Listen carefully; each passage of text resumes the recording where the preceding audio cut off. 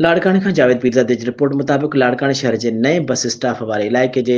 रहवासी भील बिरादरी जे मर्दनि ऐं औरतुनि पंहिंजे ॿारनि सां गॾिजी मुबैना अग़वा थी वियल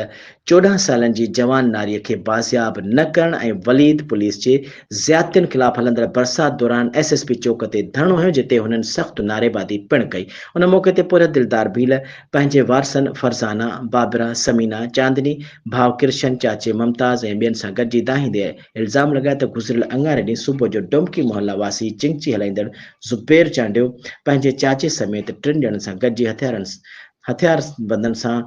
घर में घिरी मुंहिंजी 13 सालनि जी धीउ शबनम खे अगवा करे कार में खणी गुम करे छॾियो आहे। अहिड़े वाक़े जो केस दाख़िल कराइण लाइ वली थाणे ते वियासीं, जंहिं ते पुलिस ज़ुबैर चांडियो जे पीरसन चाचे खे थाणे में विहारे एफआईआर दाख़िल कराइण बजाए एनसी दाख़िल करे छॾी, जंहिंखां पोइ पुलिस हिन वक़्त ताईं धीउ जी बाज़ियाबी लाइ का बि कार्रवाई नाहे कई, जंहिं करे धीउ जी हयाती खे ख़तरो आहे। पुलिस बि जवाबदार धुर सां बिट बणियल आहे, जंहिं करे जवाबदार धुर तरफ़ां मौतबार धमकियूं ॾिनियूं पियूं वञनि, जेको ज़ुल्म ऐं ज़्यादती आहे। उन्हनि मुताबिक़ त